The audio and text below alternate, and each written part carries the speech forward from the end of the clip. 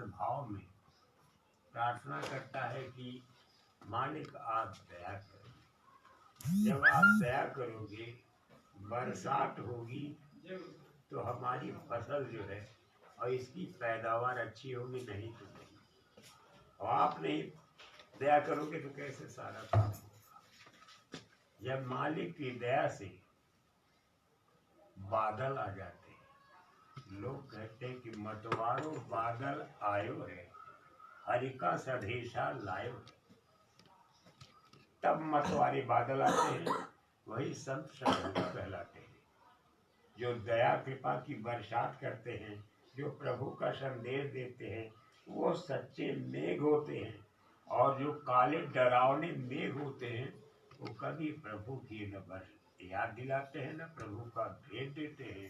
बस ऐसे तड़पा करके चले गए, बादल तो आए लेकिन बरसात हुई नहीं, हमारी फसल।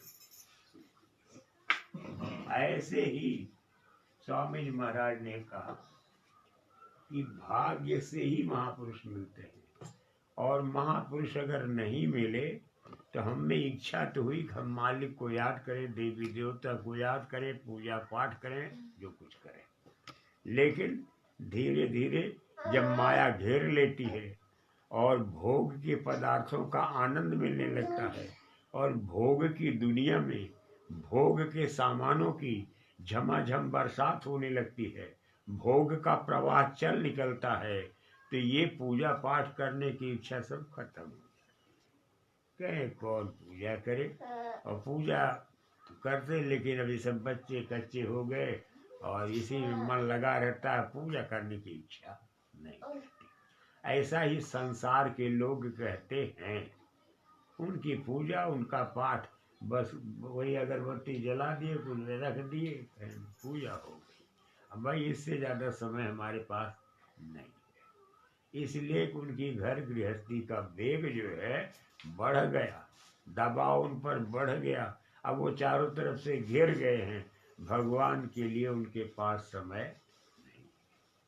तो उनका धर्म होता है कि बचपन से ही कि देखो ये हमारे गुरु महाराज हैं, और ये देखो ये माला है, ये माला लेकर के हम देखो पूजा करते हैं। ऐसे समय में बोलना नहीं चाहिए। जब माला देखो तो चुप हो जाओ कि पूजा कर रही है। ऐसे धीरे धीरे जैसे दुनिया का ज्ञान कराया जाता है, ये माँ है, ये हैं, वो हैं, 3 5 13 22, ऐसे यह भी ज्ञान कराया जाता है। देखो इसको कहते हैं माला, और ये है गुरु महाराज का नाम लो तो माले पर ऐसे जय गुरुदेव, और आपके साथ वो बच्चे जुड़ जाएंगे। जब आप पूजा पर बैठोगी तो वो भी पूजा पर बैठने लगेंगे। नहीं ज़्यादा देर तो थोड़ी देर बैठेंगे, और थोड़ी देर बैठने के बाद फिर अपना खेलने कूदने लगेंगे, लेकिन बोलेंगे माँ पूजा पर बैठी हुई है। तो यह आदत जैसे गुरु महाराज ने हम सब के बीच में डाली, ऐसे हमारा धर्म हो गया है कि ये जो बेमतलब हरदम सोचता रहता है, हरदम बोलता रहता है, हरदम कि ये करें, वो करें, ऐसा करें, वैसा करें, इसको मन कहते हैं। और शरीर से ये शरीर जड़ बैठा हुआ है, तब तक किसी ने कहा जी उठो तो शरीर उठ पड़ा। इसका मतलब कि आदेश देने वाला अलग है, और जो जड़ की तरह बैठा नहीं सकता। अब शरीर जैसे खाली पीली बैठ गया, जो आज तब तक ऊपर से हुक्म हुआ कि ये करो, ये है मन की पूजा। और जब सूरत जग गई, सूरत जग गई आपकी, सूरत बोलने लगी, तो हो गई सूरत की पूजा। वो अपने अंदर से ही बोलेगी सूरत की पूजा। लोग कहते हैं अब सूरत की पूजा करने लगी, अब अंदर से कैसे बोलेगी, उसकी भाषणाएं लोग करते हैं। प्रार्थना महात्मा महापुरुषों ने बनाई या साधारण जीवों ने बनाई, दोनों में अंतर है। जो प्रार्थना साधारण जीव बनाते हैं वो प्रार्थना उतनी लाभप्रद नहीं होती है जितनी कि महात्मा महापुरुषों की रचना लाभप्रद होती है।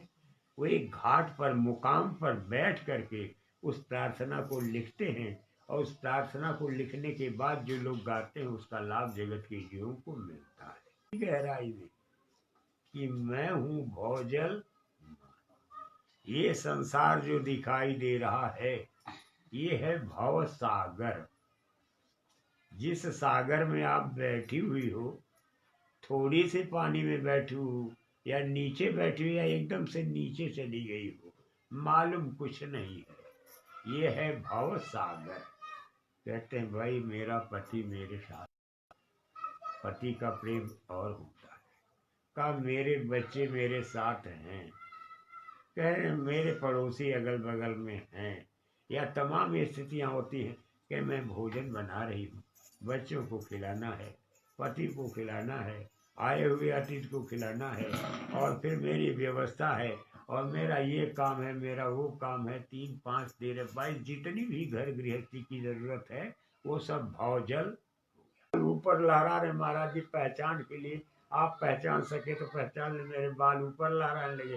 कहा महाराज जी बाल साल का कुछ पता नहीं, मैं तो बिल्कुल नीचे चले।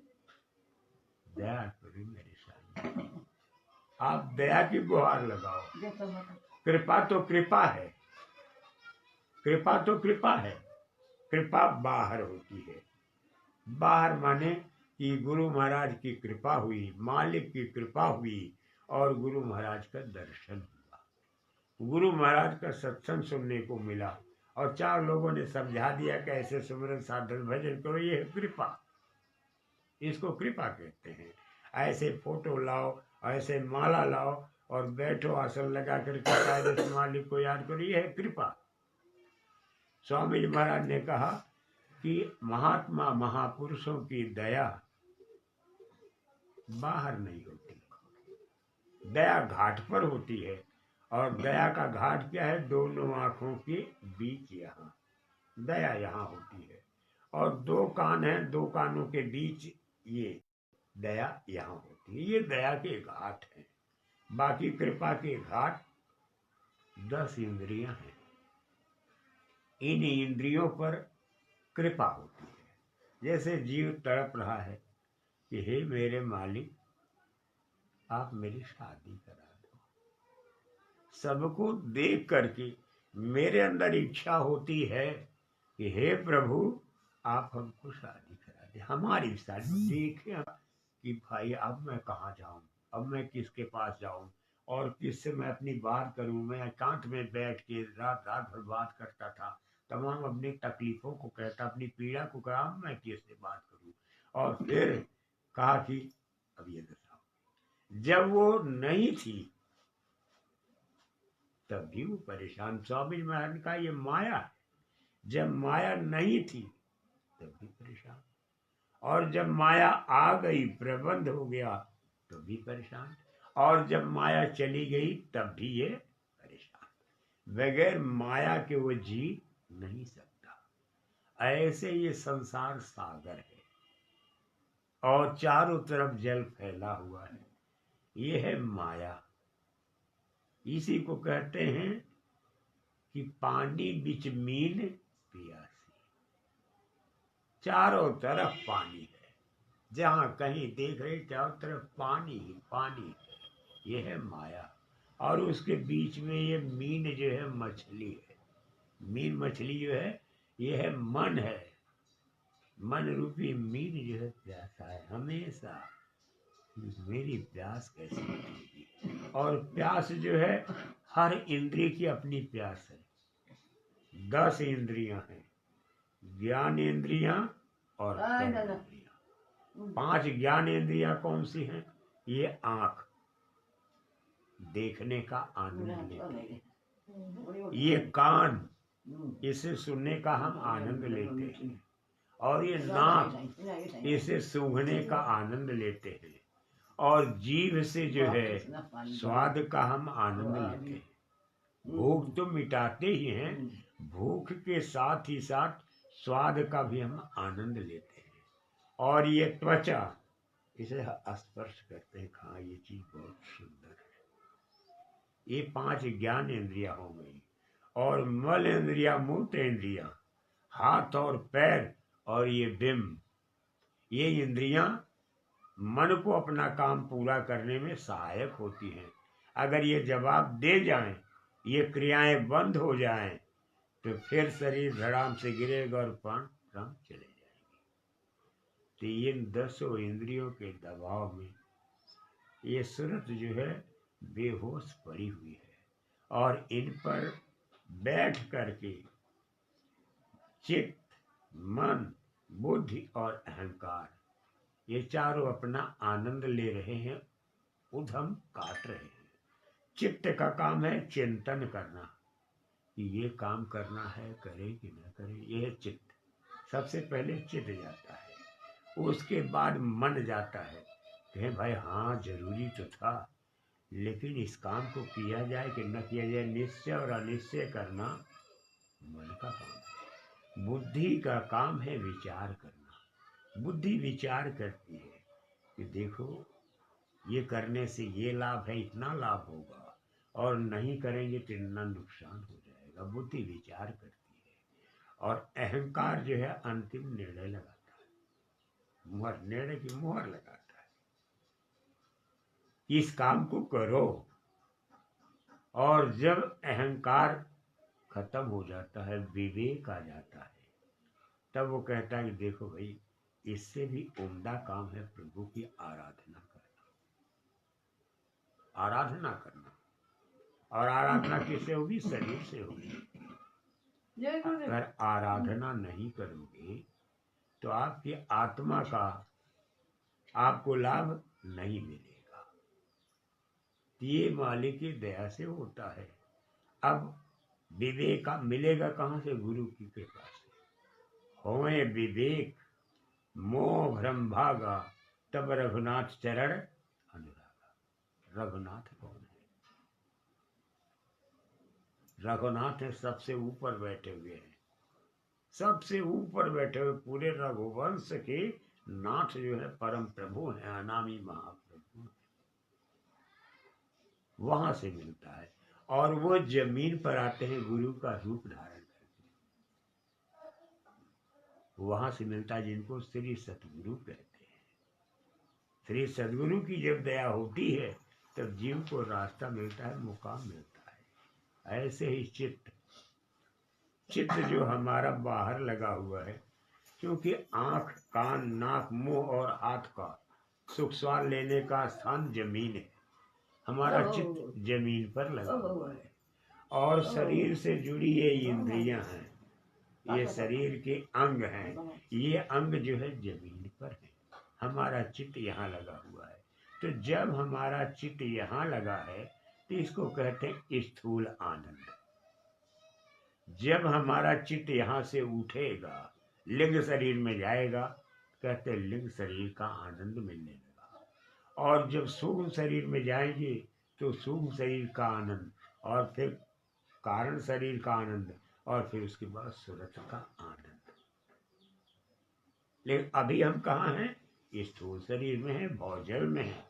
अब इस भौजल में आपको कैसे आनंद मिलेगा, सोचने की बात और सोचने का विषय। अब हमारे घर में अगर चोर बैठ जाए कि कोई कहे कि देखो हे तुम प्रभु को गाली दो, तो कहेगा कि मैं प्रभु को गाली कैसे दूं? ये तो बड़ा बुरा काम है, प्रभु को गाली नहीं देना चाहिए। तो वो दूसरा सहयोग दे रहा है। और अगर वो कह रहा नहीं तुम गाली दो, हम देख लेंगे, तो फिर वो तीसरा कहते नहीं, गलत कर रहे। अगर प्रभु को गाली दोगे तो पूरा परिवार संकट में आ जाएगा। कहीं एक काम करो कि तुम प्रभु को गाली दो, चाहे वो घर में आग भले लगा दे, हम सब जल जाएंगे। बताओ, अगर आप प्रभु को गाली दोगे और पूरा परिवार उसी में लिप्त हो जाएगा, तो ऐसा परिवार भव की धारा में बह जाएगा और सबका बेड़ा गर्क हो जाएगा। लेकिन इसी में सूरत बैठी हुई है। ये तो मन के साथी हैं, मन, बुद्धि, चित्त और अहंकार। लेकिन प्रभु बैठा हुआ है, और प्रभु का रूप क्या है? शब्द। शब्द ऊपर से सबको संभालता रहता है। ये अज्ञानी है, ये मूर्ख है, नहीं जानते हैं। लेकिन अगर इनको थोड़ा बहुत चपत न लगे मन बुद्धि चित्त और अहंकार को, तो ये मानने वाले मानते कम है। जब ये चपत इन पर पड़ती है तो मालिक की जब कुछ थोड़ा सा उस पर हो जाता है, लिखा कि यद्य प्रथम दुख पावे रोवे बाल अधीर ब्याज ना सहित जननी गणन सुस्पीर तिम रघुपति निज दास कर हर मान हित लाग असमर्थ रघुनायक कह कसन भजत भ्रम त्याग। जैसे माँ बच्चे को फोड़ा हुआ है, पक गया है, मवार दौड़ रही है, मवार की वजह से रो रहा है, तो वो बुला करके और डॉक्टर को ऑपरेशन कराती है और फिर जब साफ सुफ हो जाए ठीक ठाक तब वो अनुभव करता है। ऐसे ही तमाम तरह की पीड़ा में लोग घिरे हुए हैं और हमारा आपका धर्म होता है कि हमारी पीड़ा कैसे दूर हो। और जब अंतर में चाह होती है, प्रभु की दया होती है, तो ऐसा खेल शुरू होता है कि जो मवाद है वो जब मवाद बह जाता है तब इस शरीर को शांति मिलती है, चैन मिलता है, सुकून मिलता है। बोलिए, ये सत्संग ऐसे ही बढ़ता रहे, कब यही विश्राम दे। बताइए कितने लोग हैं? 6-7। तो अभी एक जो है, एक आरती बोल दो, बस बात खत्म हो गई। जो लोग आए थोड़ी बहुत चर्चा हो गई। अरे तनी और क्या कहा जाए, जब मन कहीं और है, बुद्धि कहीं और है, कोई स्थिर है ही नहीं, न नीचे स्थिर है न ऊपर स्थिर है, दोनों ही अस्थिर, दोनों ही अस्थिर। जब इन पर कुछ पड़ेगा तब इनको होश आएगा। जैसे स्कूल में बच्चे हैं, लेकिन अगर अध्यापक नहीं है तो बच्चे पढ़ेंगे नहीं, बच्चे आवारागर्दी करेंगे। वो उसको मारेगा, उसको मारेगा, उसको गाली देगा, उसको गाली देगा, और वहाँ टाट पट्टी फेंकना शुरू हो जाएगा। कहन अध्यापक नहीं चले गए, अगल बगल वहाँ झगड़ा होने लगा, उपद्रव। बिना अध्यापक के विद्यालय के बच्चे बिगड़ जाते हैं। ऐसे ही बिना गार्जियन के अविवेक परिवार में पैदा हो जाता है। जब गार्जियन होते हैं, गार्जियन का डर रहता है, तो परिवार में विवेक रहता है। जैसे विद्यालय में अगर अध्यापक मौजूद है तो वो देखता रहता है, निगरानी करता रहता है। ऐसे ही निगरानी करने वाला मास्टर माइंड प्रभु अगर जगा हुआ है, गुरु महाराज अगर विराजमान है, जगे हुए हैं, और जितने देवी देवता जो आपके अंदर रहते हैं जगे हुए हैं, तो आपकी इंद्रियों को बहकने से, भटकने से, भोगों के प्रवाह में रोकते हैं। और जब आपकी इंद्रियां तो जगी हुई हैं, भोग का सामान नहीं है, और मन बुद्धि चित्त अहंकार उधर दबाव बना रहे हैं, आपको समझाने वाला नहीं है कोई, तो घर, ये परिवार और ये लोग सब तबाह हो जाते हैं, सब खराब हो जाते। कहते हैं पूरा शरीर इसका खराब हो गया। सोई पावन सोई सुभग शरीरा, जो तन पाए भजी रघुवीरा। वो पवित्र है, सुंदर शरीर है, जो शरीर पा करके रघुवीर का भजन करती है। रघुवीर कौन है? रघुवंश के वीर कौन है? उनको कहते निरंजन भगवान। वो तीन लोक के मालिक है। वो प्रसन्न हो जाते हैं, कहते हैं भाई देखो, घर में उपद्रव मत मचाओ, घर में उपद्रव मचाओगे तो बड़े भाग्य से मनुष्य शरीर मिला है, ये मनुष्य शरीर खत्म हो जाएगा, तबाह हो जाओगे। जो संयोग मिला है, नामदान मिला है, गुरु महाराज मिले हैं, दया कृपा हुई है, तो ये सब अवसर हाथ से चला जाएगा। फिर मान लो मैं शरीर दे भी दूँ, गुरु महाराज नहीं मिले तो क्या होगा, या गुरु महाराज मिल गए, दया नहीं की तो क्या होगा। तो रघुवीर जो है समझा। अब निरंजन भगवान भी अगर नहीं समझाएंगे और निरंजन भगवान के ऊपर शब्द है, शब्द नहीं सुनाई देगा और ऊपर से परम प्रभु सहयोग नहीं करेगा, मदद नहीं देगा,